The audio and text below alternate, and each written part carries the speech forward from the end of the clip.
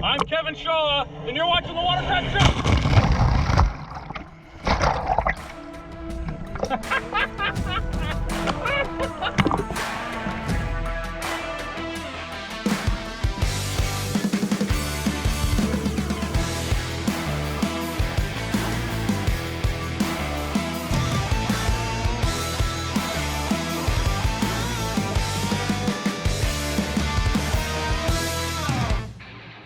Looking inside of Brian Baldwin's Champion Powersports Watercraft Performance Tuning and Repair Shop in Denver, Colorado is a lot like looking inside of Brian's brain. Among the countless trophies, placards, and number plates lining the walls are vintage racing posters, helmets, banners, and memorabilia dating back well beyond his nearly 25 years of racing. Today, the 8-time world champion promised me a few hours on his very special 2019 Yamaha FX SVHO. Built to meet the exacting scrutiny that comes with competing in P1 Aqua X's Pro Stock class, Brian's Yamaha carried him to his 10th national championship this year, as well as becoming the reigning Aqua X world champion and the highest ranked rider in the world. During Brian's 5 years as a factory Yamaha racer included helping develop both the current FX as well as the GP platforms. He explains, "We got one of the first GP 1800s back in 2016. Raced it for 2 years. The thing won almost every race it entered. We did a lot of R&D work with RIVA. It's just an awesome machine. I was still racing the GP 1800 when we got our hands on this new FX and developed a lot of parts for Yamaha and RIVA. It won 4 out of 5 rounds on the Pro Watercross Tour this summer, and the P1, if it wasn't the winner, it was on the podium every single round." As a RIVA Racing team rider, Brian was also instrumental in helping test and develop the many aftermarket parts used both on his number 502 race boats as well as those sold to the public through RIVA. A lot of R&D work went into developing the parts on this FX, and I think the two of the biggest things were the sponsons and the ride plate. Working with RIVA and Yamaha, you try one thing and you're like, it's okay. You try another thing, you're like, it's pretty good. And then, when we finally nailed it, it was a solid hit. The thing was absolutely amazing. So what we found with the stock FX ride plate, it liked to push the nose too much, really put a lot of downforce on the front of the ski, and the RIVA ride plate really gets the ski back more on the back part of the hull and gives it a lot more top speed as well. The sponsons, the back of the FX felt kind of loose. We tried the regular GP 1800 sponsons and they were better, but just not the right fit for the FX. And then, they worked on the backing plate and the blade, and that really dissolved the looseness. The ride plate and sponsons together on the track, the thing, it makes this big old ski feel like a little bitty ski, and you can slice and dice.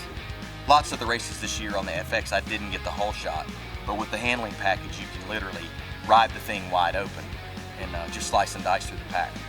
Racing 2 series simultaneously, Brian competed in both the P1 Aqua X series as well as the Pro Watercross National Tour. One of the best parts with racing the Pro Watercross Tour this year was their partnership with VP Race Fuels. We were able to get 109 octane race fuel brought to every race, and that combined with the tune that we were able to put in the ECU with the Map Tuner X, we got more performance. Despite Brian's naturally effervescent way, he was also a bit reticent, wanting to keep many of his secrets close to the vest. While I couldn't peek under the seat, Brian was willing to share a little of the modifications made to the Yamaha FX that have led to his success. This machine is set up for the Pro Stock class, which we start with the stock machine, change the air filter and valve spring retainers, and the flash in the ECU with the Map Tuner X. And then we get to do all the handling stuff and the RIVA ride plate, the RIVA intake grate, the RIVA sponsons, the RIVA steering. We're allowed to change the seat cover and make it look all pretty, however we want. As the ski's set up with all these mods in optimal conditions, we get 83 miles an hour at 9,300 RPM.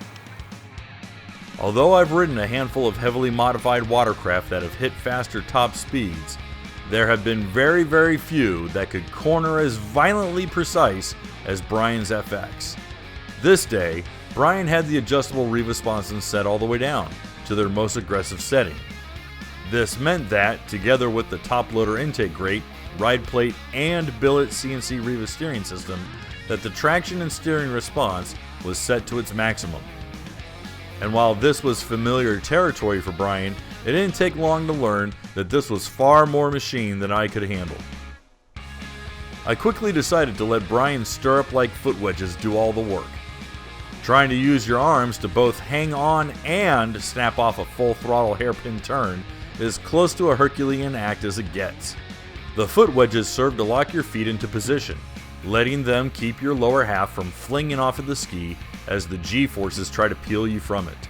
Without the foot wedges, I would have been catapulted countless times, and while watching me cartwheel across the water like a ragdoll might sound entertaining for some of you, it was something I desperately wanted to avoid.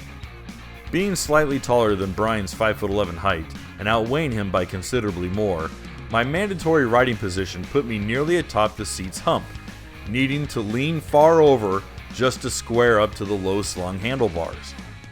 Although a bit unnatural, keeping as low to the seat as possible proved to be the best course of action while crisscrossing the isolated finger of Lake Norman that Brian had brought me to.